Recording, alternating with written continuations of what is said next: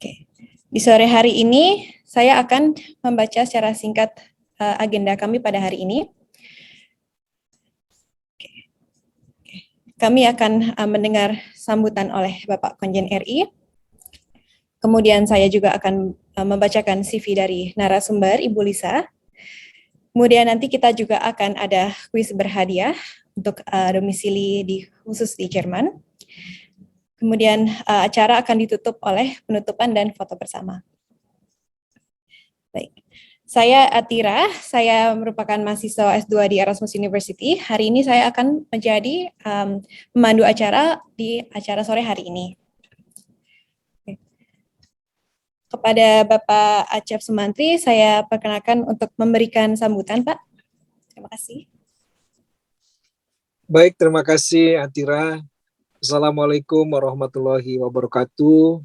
Selamat sore, salam sejahtera untuk kita semua. Om Swastiastu, salam kebajikan, namo buddhaya. Yang saya hormati dan saya banggakan Ibu Lisa Sulp dari komunitas jamu gendong di Jerman. Yang saya hormati para sesepuh dan tokoh masyarakat.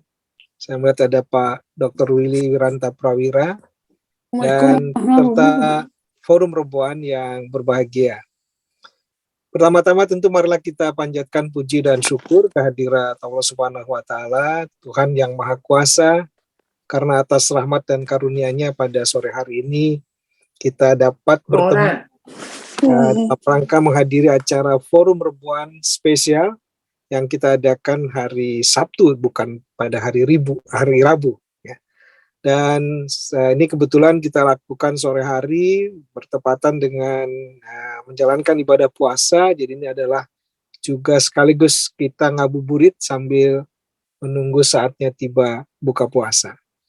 Atas nama Konsulat Jenderal Republik Indonesia di Frankfurt, saya menyampaikan terima kasih yang sebesar-besarnya kepada Bapak dan Ibu semua yang telah hadir pada acara forum Reboan spesial ini. Dan secara khusus saya menyampaikan terima kasih kepada komunitas Jamu Gendong in Germany atas dukungan dan kerjasamanya untuk penyelenggaraan forum Reboan spesial hari ini. Pada forum Reboan ini kita akan mendengarkan paparan dari Ibu Lisa Sulp, yang saya kira ini bukan yang pertama kali ya, Bu Lisa ini adalah yang kedua. Sebelumnya Ibu pernah juga mengisi acara forum Reboan dengan menyampaikan paparan mengenai membuat jamu gendong ala milenial. Betul, Pak. Kita khusus nih dengan dengan temanya adalah Say It with Flowers. Saya nggak tahu apakah ini kita mau diajak membuat jamu dari bunga-bunga begitu ya, Bu. Mudah-mudahan demikian. Ibu dan Bapak serta saudara-saudara sekalian, kita tentu telah memahami bahwa industri jamu sekarang ini sudah besar di Indonesia, dan sekarang saya kira tiba waktunya bagi masyarakat Indonesia di luar negeri termasuk di Jerman ini untuk terus mempromosikan jamu sebagai warisan budaya Indonesia. Kenapa? Karena Indonesia memiliki keunggulan dan kemajuan teknologi di dalam memproduksi jamu, dan kita secara bersama tentu perlu mempopulerkannya di mancanegara termasuk di Jerman ini. Oleh karena itu saya sangat mengapresiasi upaya yang dilakukan oleh Ibu Lisa bersama komunitas jamu gendong in Germany untuk terus-menerus tidak mengenal lelah dan selalu bersemangat untuk mempromosikan jamu gendong di Jerman. Barangkali kita dapat berkaca dari Cina ya, dari Tiongkok yang sangat kuat dengan pengobatan herbal traditional Chinese medical atau TCM, ataupun juga India dengan Ayurvedanya, dan Jepang juga memiliki Kampo.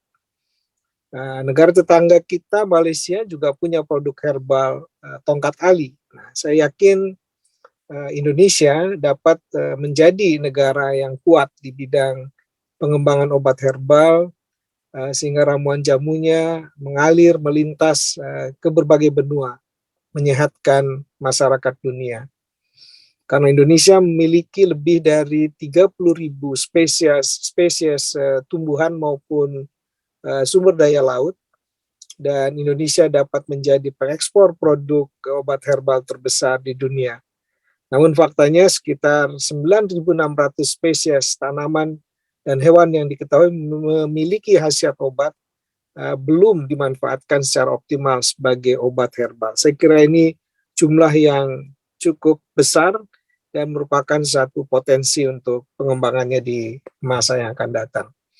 Badan POM kita berupaya meningkatkan daya saing produk obat herbal melalui percepatan pelayanan perizinan, pendampingan dan pembinaan bagi usaha mikro, kecil dan menengah atau UMKM, antara lain dengan program Bapak Angkat Jamu, juga ada pendampingan UMKM jamu gendong, inisiasi pengembangan kafe jamu, pengembangan obat tradisional atau jamu tematik, serta membuka dan akses pasar ekspor internasional.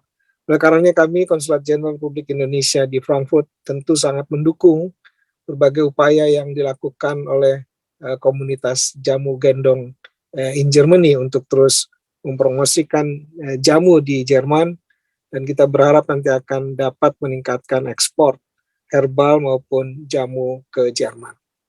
Ibu dan Bapak serta saudara-saudari sekalian, saya harap lebih banyak lagi masyarakat Indonesia mendorong perkembangan industri jamu sehingga lebih banyak masyarakat Jerman yang mengenal khasiat jamu dari Indonesia.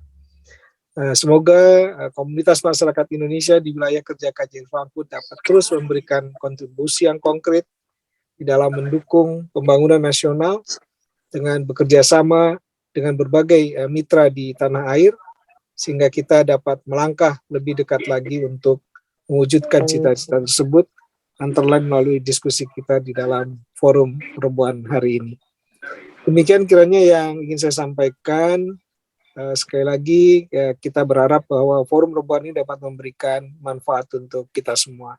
Terima kasih. Wassalamualaikum warahmatullahi wabarakatuh. Waalaikumsalam. Terima kasih Bapak Acep atas sambutannya. Oke.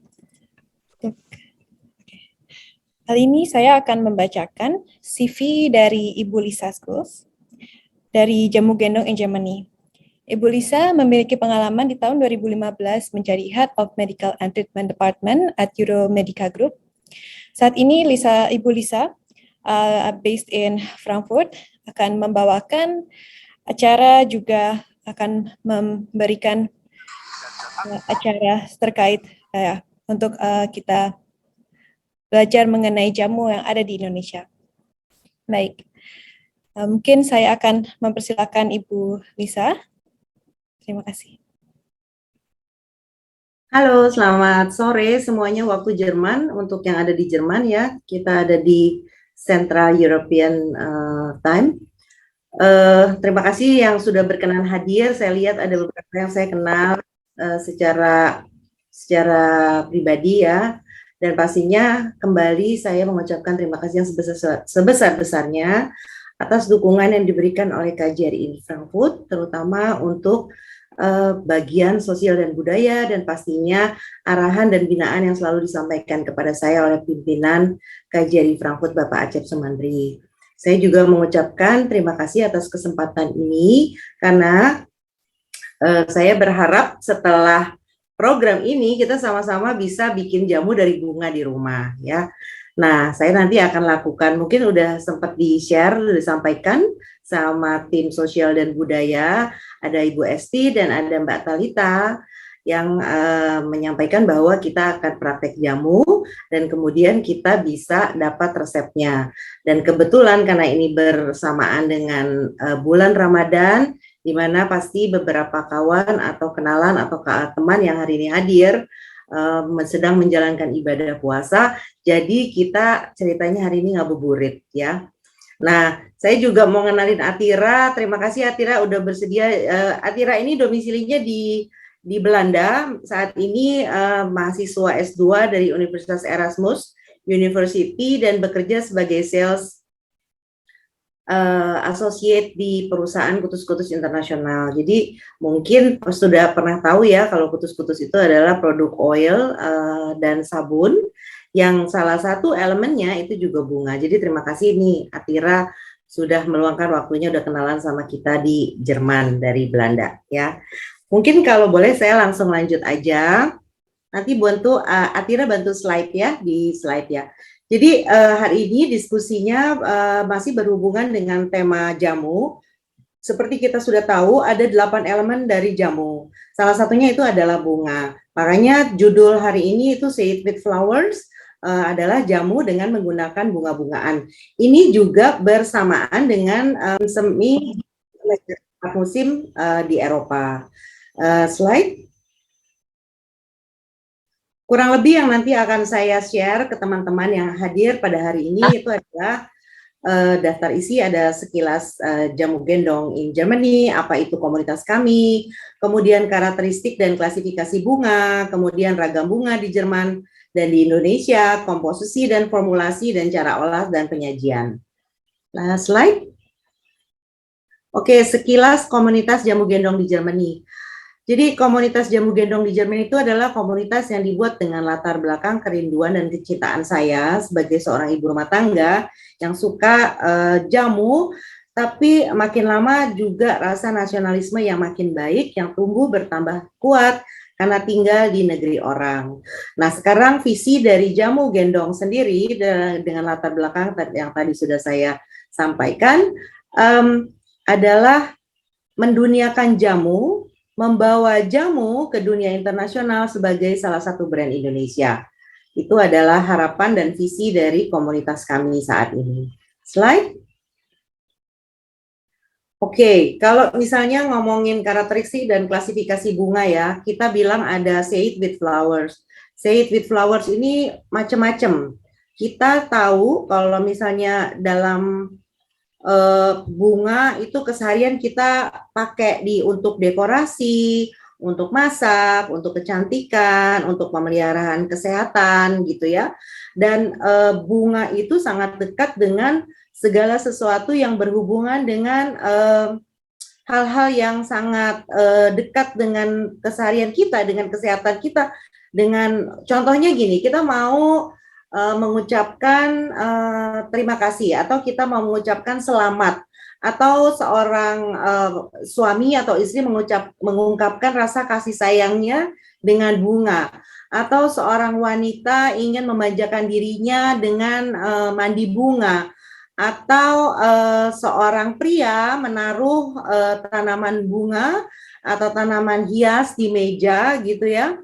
Karena memelihara tanaman hias itu sudah dipastikan bisa mengurangi stres, menambah kadar oksigen, sehingga bisa membantu menambah produktivitas seseorang. Jadi yang ingin saya sampaikan adalah karakteristik dan klasifikasi bunga ini, bagaimana bunga ini ada di keseharian kita dan kita pakai betul-betul di dalam keseharian kita dalam berbagai hal.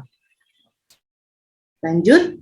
Karakter bunga sendiri itu ada calming berarti menenangkan, soothing ya menenangkan, calming merilekskan, kemudian clearing. Nah kalau clearing ini gunanya dia misalnya kita pakai di satu ruangan ya, kemudian ada bunga-bunga tertentu yang memang bisa membantu untuk menangkal radikal bebas sehingga kadar oksigen yang ada di dalam satu ruangan itu bisa lebih baik untuk sistem pernafasan, contohnya seperti itu.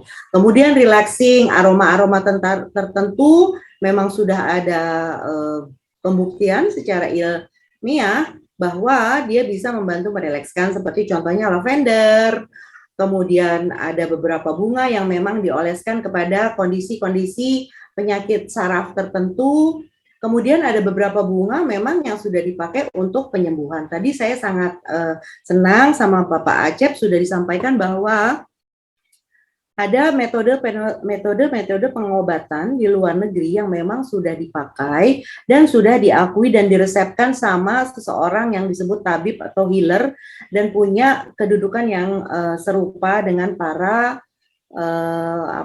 praktisi kesehatan ya. Jadi diakui dengan adanya, karena memang ada jenis-jenis bunga yang memang kita bisa pakai betul-betul untuk pengobatan. Nah, contohnya mungkin pernah dengar minyak tawon ya, saya sebutkan mereknya gitu. Itu ada bagian bunga di dalam situ yang memang benar-benar dia bisa menyembuhkan dan healing gitu ya. Dia bisa healing luka, contohnya dia bisa healing lebam. Bahkan ada beberapa bunga yang dimasukkan ke dalam minyak yang memang bisa dikonsumsi atau edible atau disebut di Jerman ini isbar. Itu beberapa karakter bunga yang saya ingin share. Boleh dilanjut? Ini adalah beberapa sediaan pangan dari bunga. Jadi kalau yang saya lihat, kenapa saya juga ingin sekali men-share ini, maaf nih jadi grogi ya, karena tadi agak menunggu lama semuanya. Jadi yang saya lihat karakteristik dari orang Jerman, karena saya kebetulan tinggalnya di Jerman gitu ya. Jadi mereka itu punya satu kegiatan yang namanya wandern, di mana mereka itu pergi ke hutan untuk mengambil bunga-bunga yang ternyata yang selama ini saya pikir hanya semak belukar, tetapi ternyata bisa dikonsumsi dan diolah menjadi sediaan pangan yang lain. Jadi sediaan pangan dari bunga itu bisa berupa contohnya menjadi sirup, menjadi minuman, menjadi minyak, atau menjadi makanan yang kita kenal seperti smoothies gitu ya, atau selai. Kemudian bisa juga untuk menjadikan bar atau kudapan sehat yang membantu memaksimalkan energi gitu ya. Itu rata-rata memang bunga, dan apalagi warna-warna bunga yang sangat indah ini membantu tampilan yang cantik. Apalagi kalau misalnya makanan kan indah ya, kalau mau makan makanannya warnanya juga tambah bagus. Nah seperti itu. Lanjut slide. Ini adalah beberapa ragam bunga di Jerman di Indonesia. Memang hari ini kita ngobrol santai gitu ya. Terima kasih untuk semua yang sudah meluangkan waktu. Nah, salah satu contohnya ini ada namanya bunga dandelion. Kalau di Indonesia saya rasa ini sering banget ada. Cuman kalau di Jerman bunga ini betul-betul dikonsumsi dan penggunaan bunga ini bisa dikonsumsi hampir menyeluruh.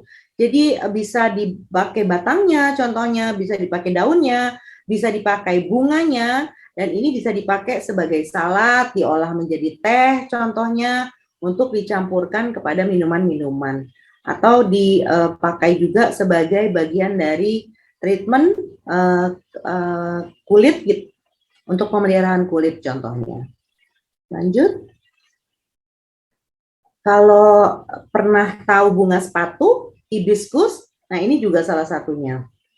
Jadi hibiscus, bunga sepatu, ini juga memang dipakai di Jerman dan dipakai juga di Indonesia sebagai tanaman obat dan dipakai untuk tanaman jamu, dan rata-rata yang dipakai itu memang kelopaknya.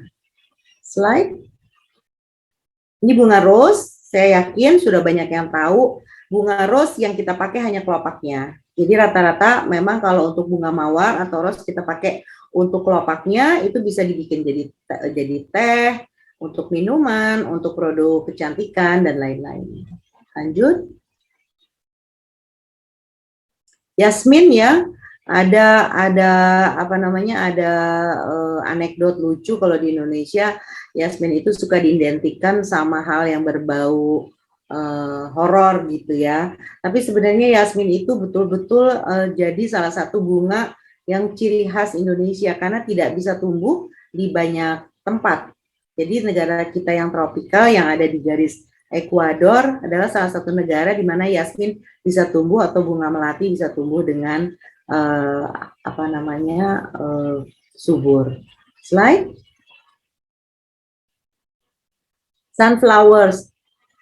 Sunflowers atau bunga matahari salah satu bunga yang bisa dipakai lebih dari hanya kelopaknya, karena kita bisa pakai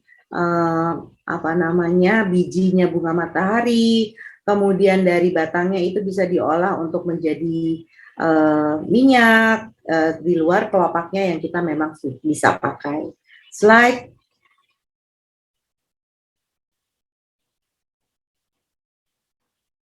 Oh, sudah lanjut. Hibiscus lanjut lagi. Tadi kita sudah sampaikan tentang bunga sepatu.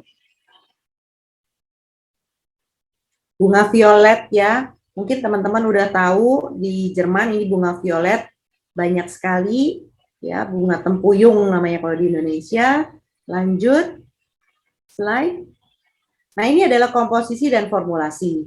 Komposisi dan formulasi saya rasa ini adalah informasi yang sangat general, tetapi akan jadi menarik kalau kita tahu bunga apa yang kita bisa pakai untuk kita bisa dapatkan manfaatnya. Karena manfaat bunga itu banyak. Jadi antioksidan, kemudian dia membantu meredakan radang, kemudian dia bisa membantu menaikkan kita punya sistem imun tubuh dengan mengimodulator sel tubuh kita, kemudian bisa membantu degenerating karena secara alami sel tubuh memang beregenerasi. Kemudian, nah ini juga menarik nih, carminating. Carminating itu biasanya di kondisi di mana perut kita itu merasa mual karena adanya gas yang berlebih atau kembung, atau istilahnya disebut kolik di anak-anak gitu ya. Dan yang terakhir bisa sebagai detox.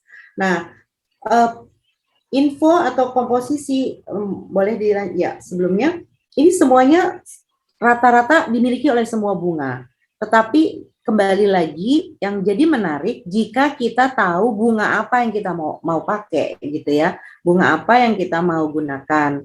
Makanya kita tinggal di negara 4 musim, masuk musim semi hari ini bisa benar-benar kenal bunga, dan bunga-bunga itu bahkan benar-benar tumbuh secara liar, asal kita tahu bisa kita olah, ternyata bermanfaat dan baik untuk kesehatan.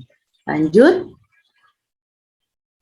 Jadi ada satu quote yang saya mau share, flowers itu to grow untuk medicine. Betul itu betul adanya, karena memang dulunya kan memang nggak ada obat ya, dan posisi dari para tanaman itu memang sebagai obat atau pengobatan atau pemeliharaan kesehatan. Bahkan banyak sekali produk-produk kesehatan yang sampai saat ini masih pakai bunga. Dari saya sekian, sampai kita lanjut ke praktek ngabuburitnya nih ya, buat teman-teman kita yang puasa. Ini ada resep, atau mungkin ada yang mau ngobrol. Mohon maaf sekali lagi, wah ini belum lebaran saya minta maaf terus nih ya. Mohon maaf sekali atas ketidaknyamanannya karena keterbatasan saya akan konsep share dari Zoom ini. Mungkin ada yang mau nanya, mudah-mudahan ada yang mau ngobrol. Kita masih punya waktu, dikasih sama tim Sosbud kurang lebih 30 menit lagi ya mungkin ya Talita ya, Mbak Esti. Ya Bu. Ya, oke, dari saya sekian dulu, sampai kita lanjut ke praktek, atau kita mau ngobrol, ada yang mau ditanya seputar bunga dalam penggunaan jamu. Terima kasih Bu Lisa. Mungkin jika ada pertanyaan boleh langsung unmute, atau mungkin nanti di kolom komen. Banyak nih. Ada di. Oke. Ada pertanyaan dari Ibu Chandra. Salam kenal Ibu Lisa. Saya mau tanya, apakah dari sekian banyak bunga ada yang tidak bisa untuk dikonsumsi? Terima kasih. Oke. Terima kasih Mbak Chandra ya. Kalau pertanyaannya salam kenal juga Mbak Chandra, ini saya belum tahu apakah dari Jerman atau dari Indonesia, tapi yang saya mau pastikan itu adalah memang kalau kita mau misalnya contohnya jalan-jalan ke hutan ya di Jerman gitu ya, itu biasanya kita memang akan dipandu sama guide atau sama coachnya yang dia bisa menyampaikan yang mana yang kita akan bisa petik, kita ambil. Udah pasti kalau misalnya ada bunga yang tidak bisa dikonsumsi, pernah tahu yang namanya bunga bangkai ya, nah itu tidak bisa dikonsumsi. Kemudian contohnya lagi bunga-bunga yang punya aroma yang memang bukan seperti bunga. Tapi kita juga tahu ada bunga yang kelihatannya tidak seperti bunga. Contohnya kaktus ya. Kaktus itu bukan bunga, tapi dia bisa dikonsumsi. Kemudian kalau saya mau spesifik lagi ke Mbak Chandra, ada bunga yang tidak bisa dikonsumsi, yang pasti bunga bangkai itu tidak bisa dikonsumsi. Karena itu saya tahu betul-betul pernah ada literasi yang saya baca, memang bunga bangkai tidak bisa dikonsumsi. Tapi secara in general bunga-bunga liar yang ada itu bisa dikonsumsi, walaupun dikonsumsinya tidak melulu harus dimakan ya, karena konsumsi itu kan juga bisa diaplikasikan, contohnya untuk bentuk produk kecantikan atau mungkin untuk rendam, untuk mandi gitu ya, untuk pemeliharaan kebugaran seperti itu. Semoga menjawab yang ditanyakan. Untuk Bu Lisa, ada nggak sih bunga-bunga yang memang tidak bisa tumbuh di iklim tropis seperti di Indonesia gitu? Dan apa saja sih bunga-bunga tersebut? Karena kan kita tahu bahwa penggunaan bunga juga tidak hanya untuk dekorasi, tapi untuk seperti yang Ibu sudah sampaikan tadi untuk medicine gitu. Ada nggak sih Bu bunga-bunga yang memang khusus tumbuh hanya ada di Eropa? Ada banyak bunga yang tidak tumbuh di Indonesia karena memang kan kita punya sistem iklim atau humidity atau jumlah apa namanya humidity di udara gitu ya. Contohnya yang saya tahu lavender itu nggak ada di Indonesia. Kemudian ada juga bunga-bunga tertentu yang seperti chamomile itu juga tidak ada di Indonesia. Tetapi ada juga bunga-bunga tertentu yang tidak ada di Eropa atau tidak ada di Jerman, di tempat saya tinggal gitu ya. Jadi memang biasanya bunga itu akan tumbuh seperti tulip ya, kayak atira kan dari Belanda, itu nggak tumbuh di apa namanya di Indonesia. Jadi memang ada kategorinya tanaman yang ada di Indonesia atau yang ada di Asia, di luar Asia seperti itu. Seperti chamomile tadi bisa dijadikan teh ya. Seperti chamomile kan udah jadi sesuatu yang sangat-sangat ini ya di kita ya, sesuatu yang sangat sering kita pakai gitu ya buat penggunaan di Eropa gitu. Betul sekali Bu. Mungkin jika tidak ada pertanyaan lagi, mungkin boleh kita langsung ke praktik untuk penggunaan bunga di jamu, Ibu. Oke, berdasarkan resep yang saya share, pertama-tama itu kita akan pakai salah satu jenis bunga. Nah hari ini yang saya pakai itu adalah bunga namanya bunga mawar ya, rose seperti biasa. Nah kita akan buat 2 kategori jamu hari ini. Yang pertama, ada 3 formulasi jamu hari ini. Yang pertama kita akan bikin teh dari bunga. Nah ini memang saya bikin pakai bahan yang sudah jadi. Jadi saya beli di toko bio, salah satu produk toko bio di Jerman gitu ya. Kemudian saya beli yang rose. Ini sangat-sangat mudah. Saya masukkan ke cangkir. Saya masukkan ke cangkir seperti biasa gitu ya. Nah cangkirnya itu sudah dengan saringan. Ini namanya French press. Semua udah tahu. Jadi sudah ada saringannya gitu. Ya, kemudian kita cukup tuangkan dengan air panas. Saya sudah punya air panasnya di sini.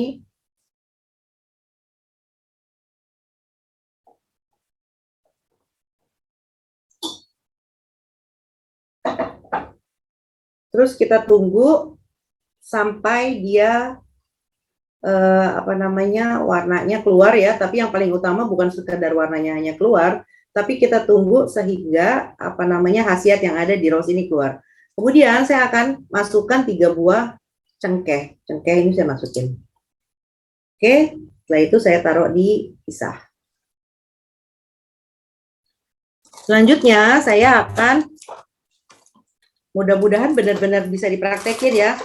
Wah hari ini benar-benar serasa nih kita lagi bikin program. Ini ada jahe yang akan saya parut ya. Pahenya saya parut. Ini ada talenan di ini saya.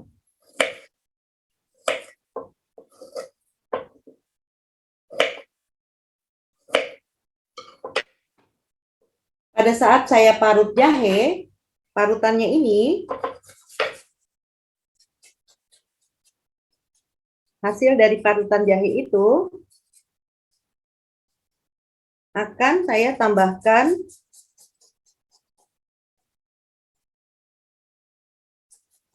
jeruk nipis.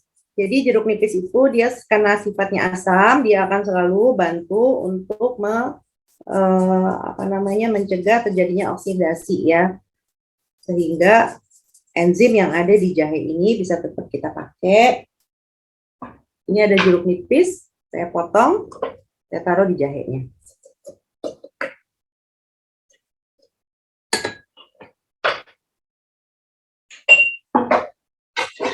Ada satu jar yang udah saya siapin juga di sini sama tumbukan, saya masukin jahenya ke dalamnya. Setelah itu kita peres jeruk nipis ke dalamnya. Setelah itu saya akan masukkan yang namanya buah delima ya. Nah, buah delima ini bisa dengan mudah didapatkan di Eropa. Mungkin udah pada tahu ya bunga delima ya pastinya.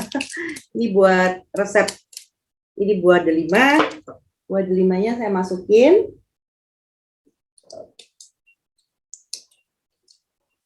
Kemudian ada tanaman rimpang Indonesia, namanya temu kunci kalau di Indonesia. Kalau di sini namanya ginger, Chinese ginger. Saya juga parut dan saya masukkan.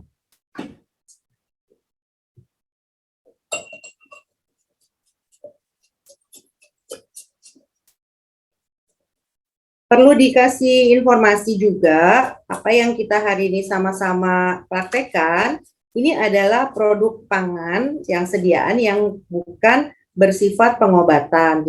Jadi ini bisa dipakai untuk semua semua kalangan ya. Jadi bisa dipakai untuk anak muda, bisa dipakai untuk anak-anak, maaf maksud saya untuk anak muda, bisa dipakai untuk orang tua, bisa dipakai untuk wanita atau pria. Jadi tidak ada batasan usia atau tidak ada batasan kondisi, karena yang kita mau pakai itu adalah hari ini bukan jamu yang sifatnya pengobatan. Kemudian saya masukin timun. Timun ini adalah salah satu buah yang sangat bagus untuk jaga kita punya. Ini timunnya kecil, saya masukkan juga.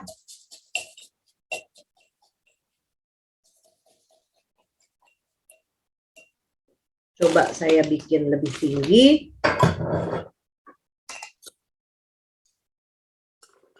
Lebih kelihatan. Ada timun, saya masukkan. Parut juga semuanya.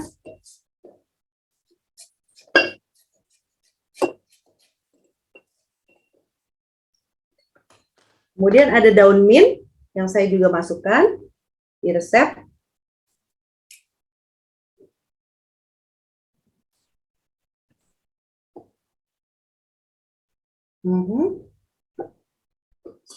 Kita aduk. Yang terakhir, kita akan masukin yang namanya fencel atau adas. Mungkin boleh lihat ya, di sini saya punya fencel atau adas. Ini bisa dipakai untuk salad, tetapi dia baik sekali kalau misalnya kita pakai di minuman atau makanan, atau bahkan bisa dimakan seperti itu. Dan dia punya harmoni rasa yang baik sekali. Ya, mudah-mudahan cocok untuk ngabuburit ya.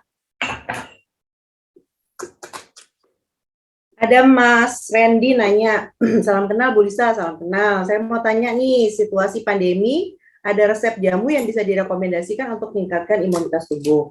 Saya rasa yang pasti untuk meningkatkan imunitas tubuh itu yang paling ideal itu adalah penggunaan empon. Nah, empon itu sebenarnya adalah bagian dari akar-akaran yang memang seperti tadi ya, sebenarnya itu satu info yang sangat general, tapi kita bisa tahu yang memang bisa membantu mengimodulasi kita punya sistem imun. Jadi empon itu apa aja? Jahe, kunyit, temulawak. Temulawak itu mungkin kalau di Eropa kita bilangnya curcuma king gitu ya.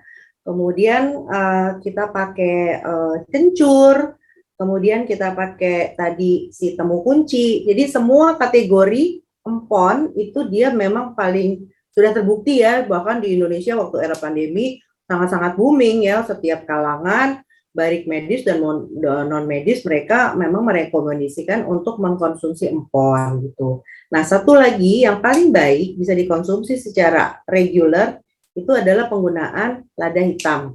Jadi lada hitam yang dicampurkan dengan empon itu bisa membantu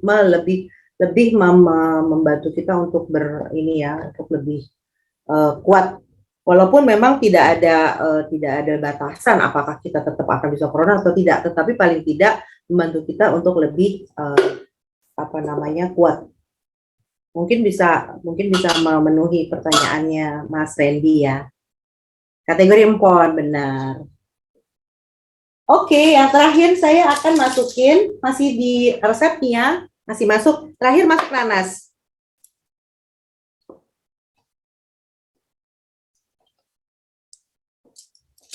Di resepsi ada patokannya ya, jadi mungkin nanti teman-teman bisa lihat di situ ada nanas.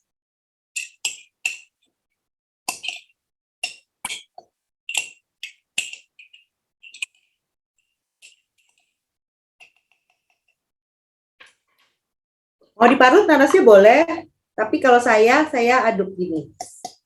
Saya pakai tumbukan koktail ya. Kalau di Eropa sangat gampang ini tumbukan koktail.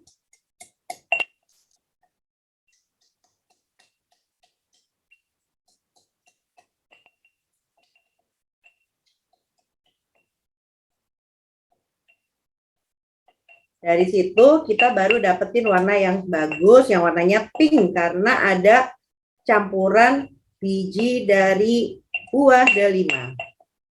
Nah, ada dua alternatif untuk mengkonsumsi resep yang hari ini saya share.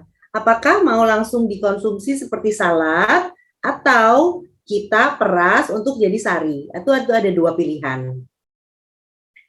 Jadi kalau tadi ini ada campuran timun, ada campuran adas, ada campuran daun mint, kemudian ada campuran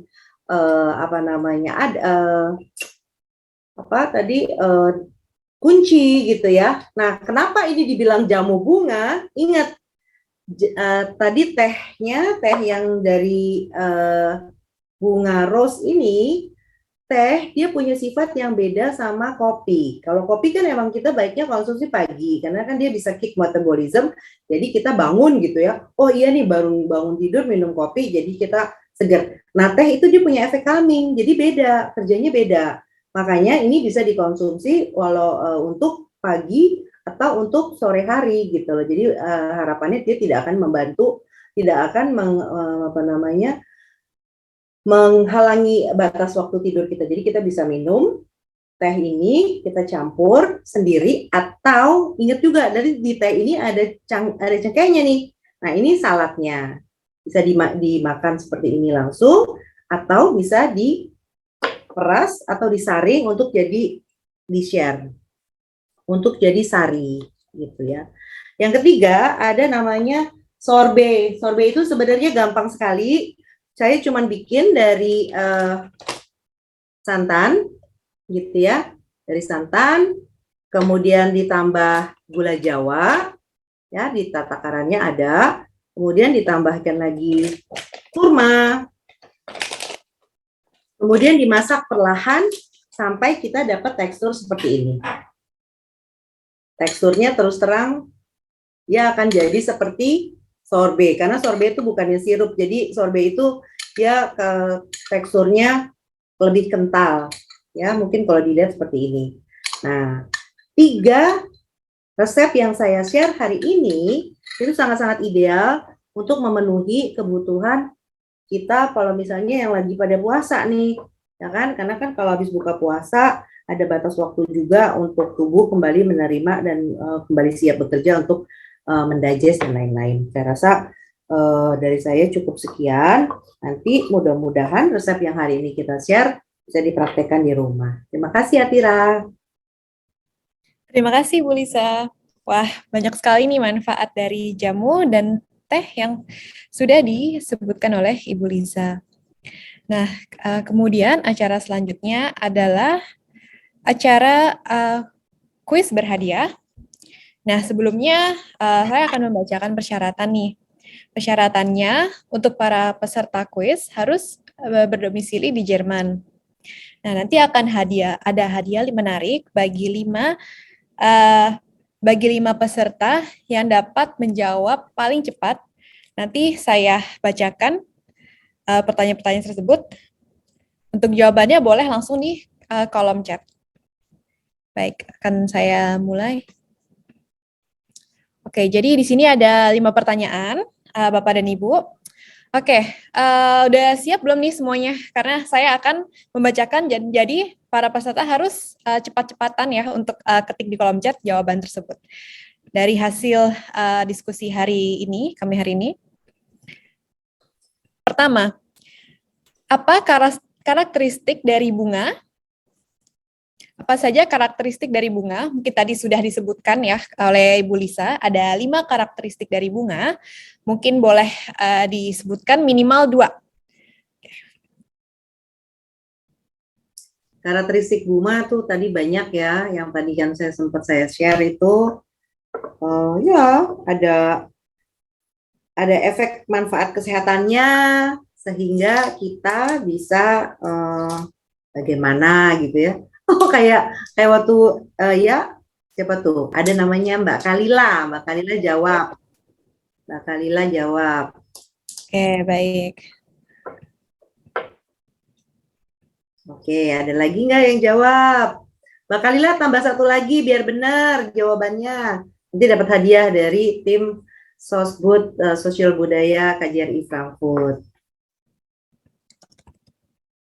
Dari Mbak Endang juga ada jawab. Detox antioksidan. Oke. Baik. Kayaknya udah ada tuh pemenangnya. Oh, masih ada yang kurang lengkap ya? Karena tadi ada yang ditambahin. Ayo Mbak Kalila tambah 1 lagi. Ayo, 1 lagi apa? Dari 5 yang sudah disebutkan. Oke. Oke. Baik. Pertanyaan nomor 2. Apa nama bunga yang bisa dimakan atau dikonsumsi? Minimal sebutkan 2. Baik, apa saja nih bunga yang bisa dimakan atau dikonsumsi? Oke, berikut saya ketik pertanyaannya. Mbak Endang tuh. Wah, lengkap.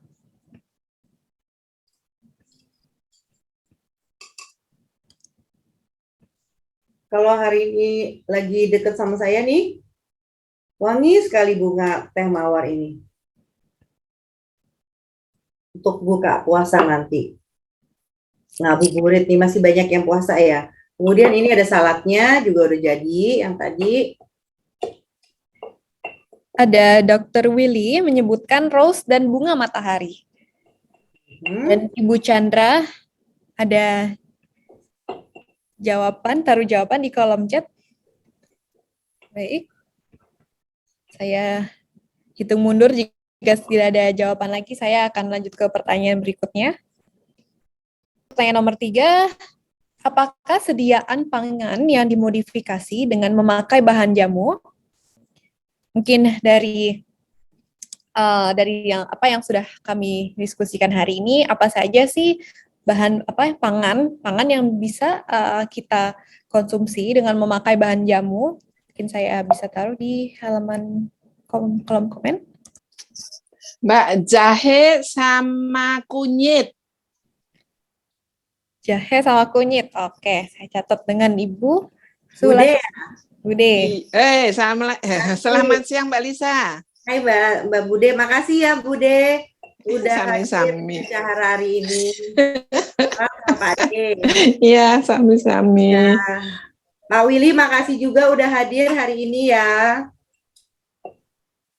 Walaupun nggak sering ketemu, dengan adanya Zoom jadi membuat kita bisa silaturahmi nih.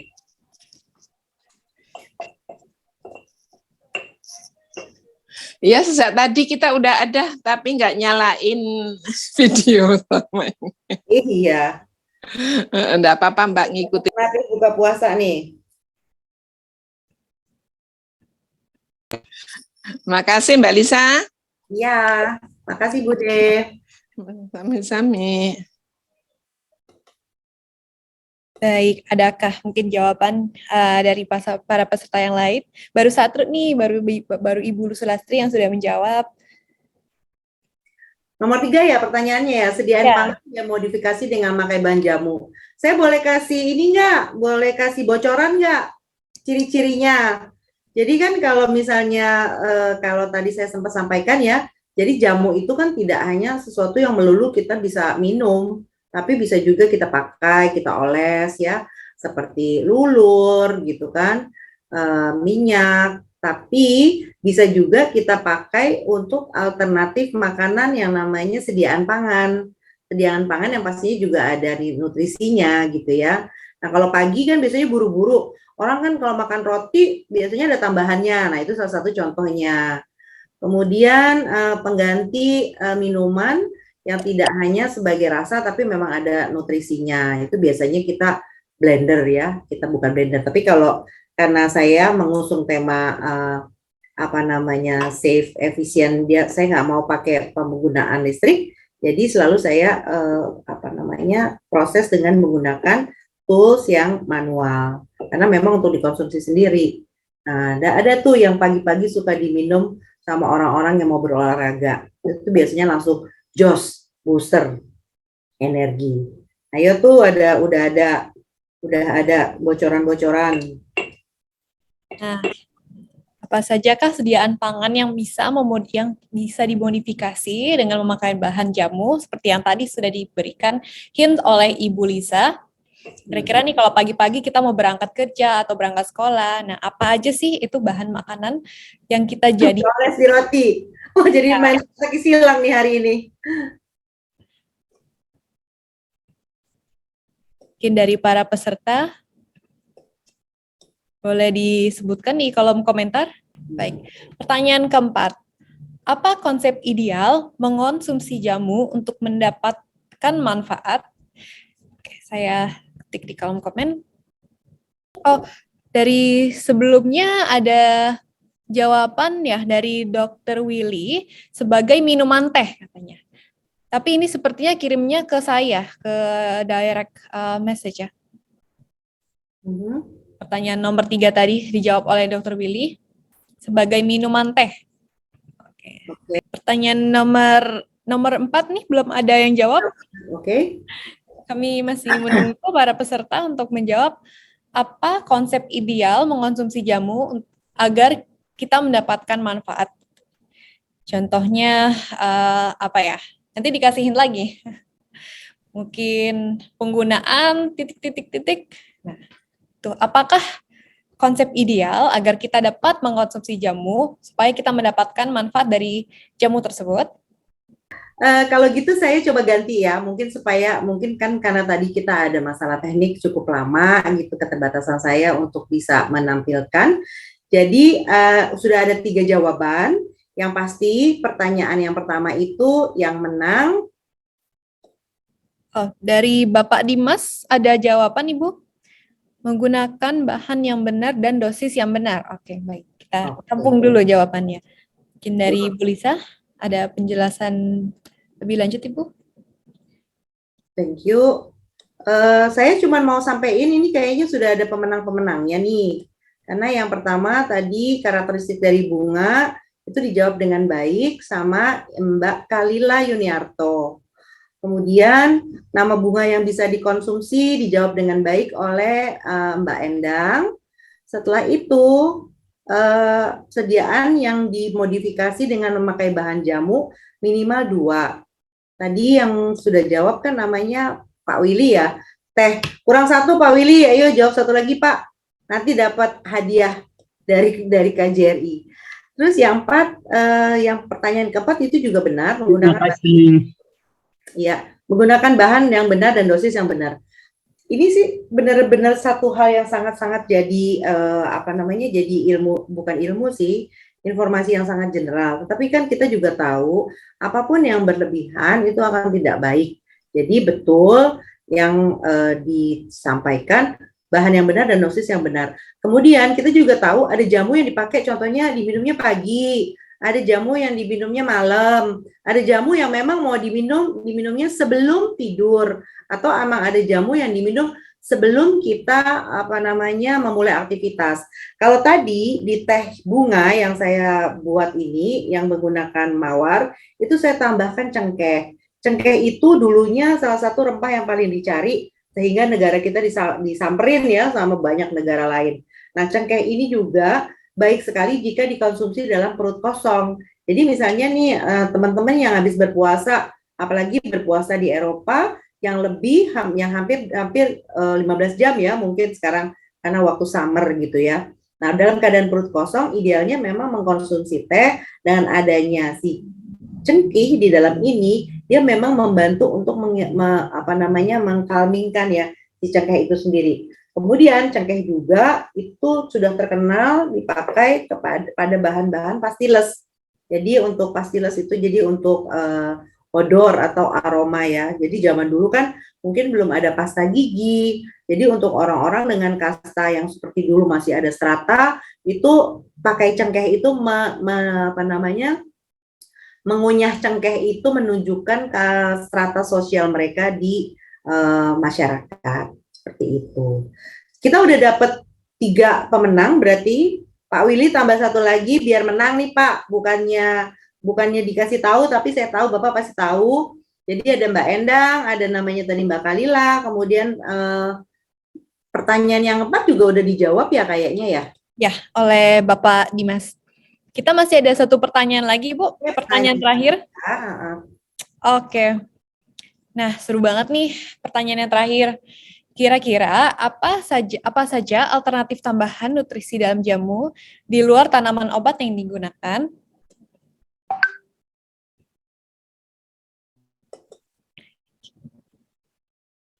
Jadi kan tadi kira-kira sudah disebutkan ya bahan-bahan jamu yang digunakan untuk kita konsumsi. Nah, di luar itu adakah di luar tanaman obat adakah bahan-bahan yang dapat menambahkan nutrisi ke dalam ramuan jamu yang kira-kira? Iya, tadi ada jawaban. Udah ada itu kan tadi ya. Ada yang saya tambahin di dalam ini. Tadi saya bilang ada tambahan. Ini adalah sorbet. Ya di sorbet tuh ada nama bahan-bahannya, bisa dilihat tuh. Di sorbet boleh ada mau lihat infonya di resep ada. Di resep yang di sorbet itu bahan-bahannya. Itu juga yang tadi saya tambahkan, contohnya di jahe ya, untuk menghentikan proses oksidasi, itu juga tambahan. Jawabannya ada di situ, kisi-kisinya udah dikasih tahu, ayo. Hari ini webinarnya rada sepi ya, mudah-mudahan tetap semangat, walaupun ada lagi yang berpuasa, dan mudah-mudahan benar-benar akan dipraktekin nih resepnya. Wanginya enak banget nih. Dokter Willy ada jawaban cengkeh untuk pertanyaan nomor 5, Bu.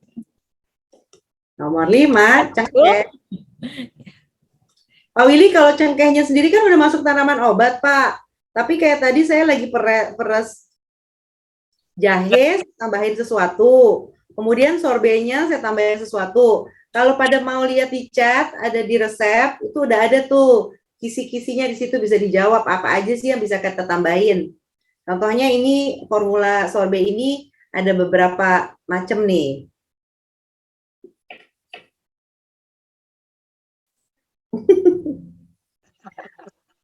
Ayo. Saya yang jawab aja nih kalau gitu, boleh nggak? Nama ini jawabannya ada Pak Dimas, jeruk, dan belimbing. Belimbing? Iya. Oke, belimbing apa nih? Ada belimbing 2, ada belimbing wulu, ada belimbing bintang. Yang mana yang lebih tinggi kadar antioksidannya?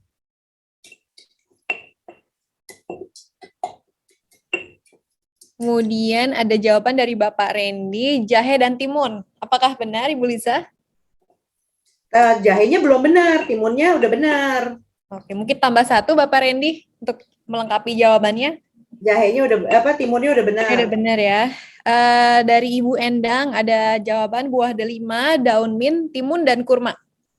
Nah, itu udah hampir lengkap tuh. Hampir lengkap. Lengkap ya. Tapi Bu Endang udah menang di jawabannya tadi ya. Ayo yang lain dong. Ready, belimbing bintang dan timun. Kurang nih Mas kalau bintang.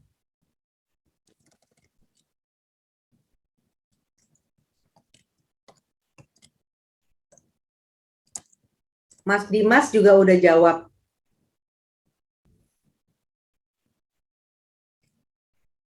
Dari Bapak Willy ada jawaban cengkeh dan kurma. Nah, Kayak yang nomor 5 tuh udah bener ya. Namanya Mas Randy. Mas Randy bilang belimbing. Sekarang belimbingnya oke. Terus udah gitu belimbing mana? Belimbing wuluh. Kenapa belimbing wuluh? Karena belimbing wuluh itu lebih tinggi vitaminnya. Ya. Kemudian dia juga memang banyak enzimnya. Jadi belimbing sama timun. Tapi yang paling tepat, mungkin teman-teman tadi ingat kan, kalau di sorbet itu kita pakai kurma, pakai gula Jawa. Kemudian baru kita masak perlahan dengan api kecil menggunakan santan jadi sorbet. Sorbet itu sendiri kita bisa makan bareng sama salad yang hari ini kita buat. Nah, makanya kalau tadi saya bilang bikin jamu dari bunga-bungaan itu tidak melulu hanya untuk diminum, tapi bisa juga untuk dikonsumsi seperti makanan yang berhubungan sama buka puasa. Apa? Teh bunga. Kenapa teh bunga? Karena dia membantu untuk syuting dan calming, untuk sistem pencernaan yang memang sudah lama kan lagi vakum ya karena kita berpuasa. Kemudian ada tambahan cengkehnya. Saya rasa kita udah dapat 5 pemenang. Talita, kita udah ada Mas Randy, ada Mbak Endang, kemudian ada Kalila, kemudian Pak Willy ini saya masih belum bisa kasih nih Pak, soalnya masih belum lengkap. Kemudian satu lagi tadi Mbak Endang, Kalila, Mas Randy, sama Mas Dimas ya, kalau nggak salah ya. Pak Willy ada jawab cengkeh dan kurma. Kurang tepat ya. Cengkehnya nggak tepat Pak, karena cengkehnya sendiri termasuk tanaman obat. Secara tepat, ayo Pak. Oh, nggak apa-apa, biarin yang lainnya. Iya, ya udah. Kayaknya tadi Bude juga jawab nggak sih? Bukan ya? Ya. Kalau nggak gini aja deh, kita bikin lagi satu pertanyaan. Apa judul topik apa judul topik webinar hari ini? Ayo siapa tuh? Ya, apa topik seminar? Wah, yang pertama dari Bapak Willy. Ada jawaban say with the flower. Ini mungkin Bapak Willy masih kirimkan ke saya direct message ya Pak. Bukan ke kolom komen untuk untuk audiens. Nanti dari tim KJRI kalau saya boleh ingetin, Pak Willy kan udah lama juga ya Bapak minum ini ya Pak ya, minum obat untuk diabetes tipe 2 ya Pak ya? Iya. Bahkan saya udah disuntik insulin ya. Disuntik insulin ya. Jadi mungkin nanti bisa dipilihin cemilannya ya Pak buat yang penderita diabetes tipe 2. Good. Iya. Oke, kalau begitu. Nanti 5 pemenang yang sudah dibacakan oleh Ibu Liza, ya mohon mengirimkan alamat, email, alamat lengkap, dan nomor telepon untuk para pemenang. Ya. Selamat untuk pemenang. Berarti mungkin kita bisa bisa munculin semua wajahnya ya. Mungkin kita bisa foto bareng gitu ya Mbak Talita ya. Saya mau menyapa satu-satu nih. Kebetulan saya kan memang sudah ada yang saya kenal, tapi ada yang sudah lama saya nggak ketemu. Ada Mas Dimas. Mas Dimas itu chef loh. Halo Mas Dimas, mana nih? Muncul lagi dong Mas. Ada Mas Dimas. Ya. Apa kabar? Apa kabar Mas? Iya udah lama nggak ketemu. Masih lanjut nggak rempahnya? Nusantara Iya. Masih. Masak-masaknya masih lanjut, insya Allah dilanjutin terus. Iya, biar teman-teman di sini tahu ada chef di Frankfurt. Mas Dimas ini salah satu pelopor untuk produk Nusantara, yaitu Betul. rempah-rempah yang memang dari Indonesia. Dari Indonesia ya. Untuk terus UMKM gitu. UMKM, terus kemudian basicnya di Jerman. Makasih ya Mas, sudah join hari ini. Mohon maaf. Terima kasih Kak Liza juga udah ngisi. Salam buat istri tersayang. Iya, siap. Ada Mbak Yona. Oke, kalau gitu. Mbak Icun, mungkin kita, kalau dari saya sekian, kembali lagi bantu sama-sama menyebarkan kebaikan tentang jamu, karena jamu sedang diupayakan untuk didaftarkan menjadi brand Indonesia di UNESCO, dan orang dunia luar akan tahu bahwa jamu itu adalah brand Indonesia yang kita sama-sama sedang bawa ke dunia. Dari saya terima kasih kembali. Wassalamualaikum warahmatullahi wabarakatuh. Salam sejahtera untuk kita semua. Selamat buka puasa. Terima kasih Bu Lisa. Ya, ya sekurang-kurangnya saya mohon maaf atas segala ya jika ada kurang dalam membawakan acara hari ini. Terima kasih kepada Bapak Acap Sumantri selaku Konsul Jenderal RI Frankfurt dan juga Ibu Lisa Schulz dari Jamu Gendong in Germany. Terima kasih para peserta untuk hari ini. Baik, oke, sampai jumpa dan salam sejahtera. Wassalamualaikum warahmatullahi wabarakatuh. Bu Lisa. Dah. Terima kasih.